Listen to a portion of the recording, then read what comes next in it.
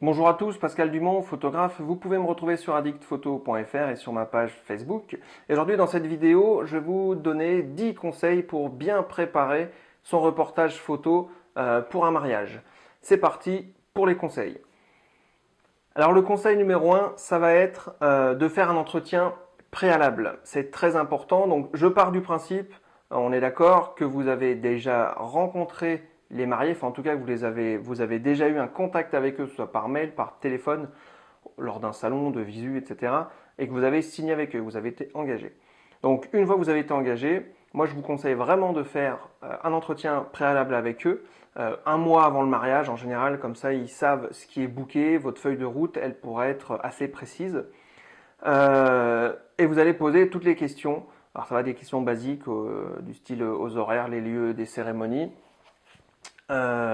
Demandez également un trombinoscope, des témoins, des parents, éventuellement des enfants s'ils ont des enfants, pour que le jour J du mariage, vous ne soyez pas perdu, vous sachiez directement qui sont les personnes importantes pour eux à photographier. Au moment où vous n'êtes pas dépaysé, vous n'êtes pas là à vous dire alors c'est qui le père, c'est qui la mère. Vous avez déjà le trombinoscope, vous avez pu le voir en amont. Donc ça c'est très important, c'est un rendez-vous. En général, moi je passe bien 1h30, 2 heures avec les mariés. Ils me posent toutes les questions, je leur pose toutes les questions que j'ai besoin. Donc il faut vraiment pas hésiter à le faire. Donc il faut vraiment le faire. Je ne vais pas détailler ici dans cette vidéo le détail du rendez-vous. Je ferai peut-être une vidéo uniquement pour ça. Mais en tout cas, voilà, posez vraiment toutes les questions que vous avez besoin et n'hésitez pas aussi à répondre aux questions des mariés lors de cet entretien. Comme ça, le jour J, vous avez déjà en tout cas toutes les infos qu'il vous faut. Et ça rime. Ensuite, on va passer au conseil numéro 2. Donc, c'est tout simplement repérer les lieux en amont.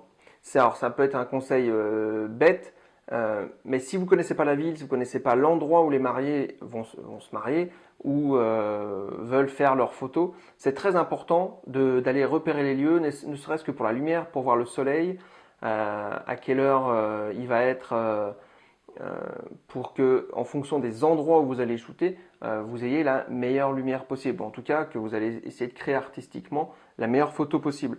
Parce qu'une fois sur place, ça va très vite.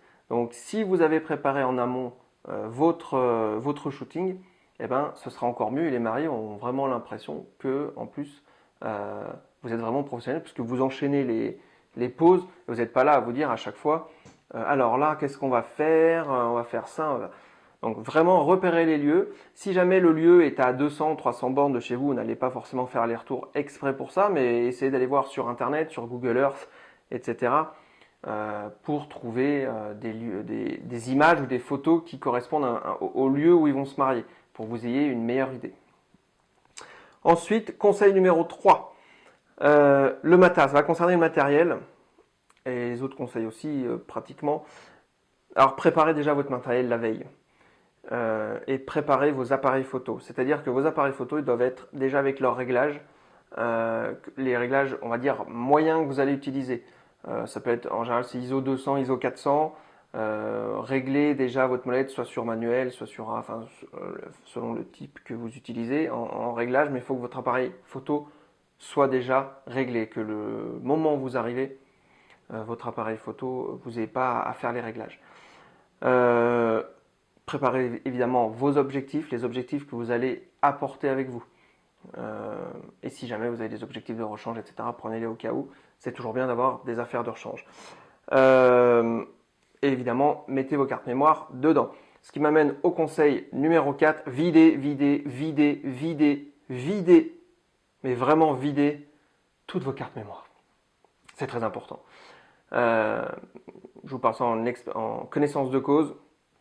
Lors d'un mariage, j'avais pas vidé mes cartes mémoire, je pensais l'avoir fait. Et je me suis retrouvé en plein shooting de couple, donc début du mariage, à un moment donné, plus de place. Alors heureusement, j'ai toujours des cartes mémoire de secours qui sont vierges, mais qui ont une capacité moins importante. Et donc j'ai pu les prendre. Je m'en sers jamais d'habitude, mais voilà, ce coup-ci.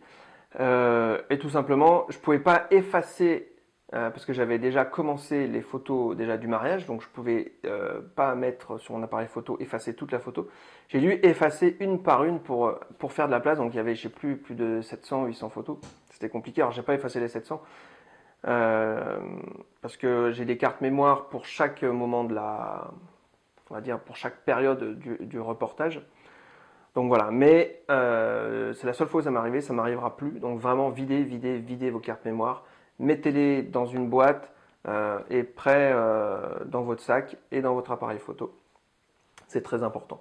Ça vous évite des petits coups de flip. Et des cartes mémoire de remplacement, vous l'avez vu, ça peut servir. Cinquième conseil, pardon, donc préparez toutes les infos relatives à votre mariage. Moi j'ai toujours une feuille où dedans j'ai le téléphone des mariés, bien que ça ne sert pas à grand chose de l'avoir parce qu'en général ils l'ont pas sur eux, mais bon, on ne sait jamais. Et surtout le téléphone des témoins, si jamais vous avez un souci ou quoi, pour vous perdez sur la route pour X raison, vous avez quelqu'un quand même à qui appeler, c'est très important. Ayez les adresses aussi de tous les lieux où vous devez aller. Ça permet également, si vous avez un GPS, et je vous conseille vraiment d'avoir un GPS, d'aller un peu, si jamais vous perdez le cortège ou quoi, de vous retrouver. Surtout si vous ne connaissez pas la région. Moi, ça m'est arrivé plusieurs fois, j'ai remercié le GPS, j'ai remercié d'avoir ma feuille. Voilà, ça arrive quelquefois, on prend, puis on est le dernier à partir parce que les mariés ne sont pas dans la voiture, donc on n'est pas nous dans la voiture avec les mariés, voilà. Et on perd le cortège, donc vraiment préparez toutes ces infos-là. Conseil numéro 6, préparez les accessoires si vous en avez besoin. Ça peut être des réflecteurs, ça peut être des escabeaux, un trépied, votre flash. Voilà, tout ça, c'est hyper important. Parce que, même si vous n'en servez pas, c'est toujours bien de les avoir. Je sais que les escabeaux, il y a des mariages à 100, 200, 300 personnes, quand on veut faire une grande photo de couple, et quand on est juste à côté, c'est pas terrible. Donc moi, je monte toujours en hauteur. Si jamais il n'y a pas moyen, j'ai toujours mon escabeau. Voilà, alors je vais le chercher dans la bagnole, hop, et voilà, c'est toujours bien. Un réflecteur si vous avez besoin de réflecteur, un flash si vous fonctionnez au flash, voilà, bref, prenez tous les accessoires dont vous avez besoin et préparez-les. Toujours pareil, on prépare tout ça la veille. Conseil numéro 7, chargez vos batteries, comme les cartes mémoire. Faut les charger, enfin les cartes mémoire, faut les vider, mais les batteries là pour le coup, faut les remplir. Donc chargez toutes vos batteries à fond, ayez 2 ou 3 batteries de rechange.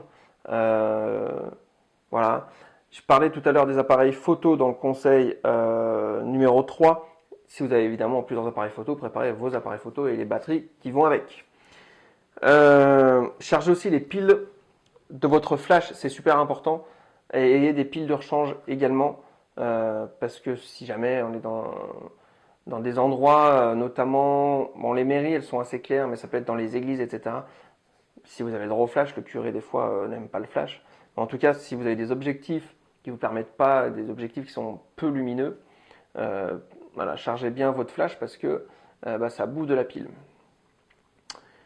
Conseil numéro 8, préparez une bouteille d'eau pour vous, une petite bouteille d'eau dans votre bagnole ou vous avez dans votre sac et vous pouvez boire de temps en temps. Un petit encart si vous avez faim, des petites barres de céréales ou des trucs comme ça.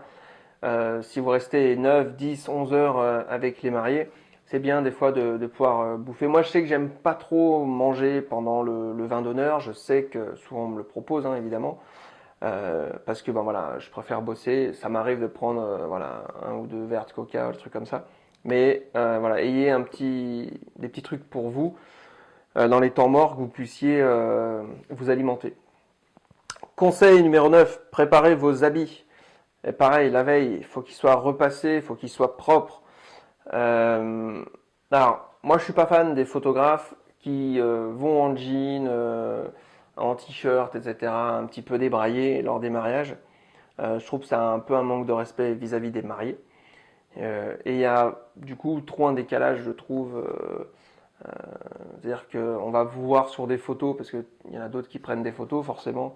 Ah, c'est le photographe, il est habillé comme un pouilleux, etc. Moi, je vous conseille vraiment, alors vous pouvez mettre un jean, il n'y a pas de problème, mais maintenant, il y a des jeans qui font habiller. Vous mettez une chemise, un polo, voilà. Mais soyez classe quand même. Vous pouvez mettre pas forcément des chaussures costard, hein, etc. Mais soyez classe quand même.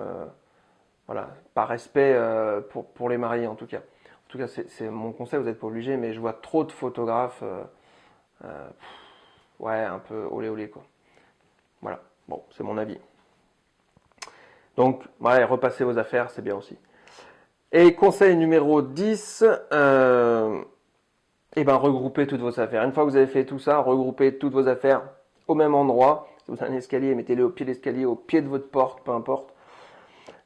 Il faut que ce soit prêt, il faut que tout soit là et que vous n'oubliez rien.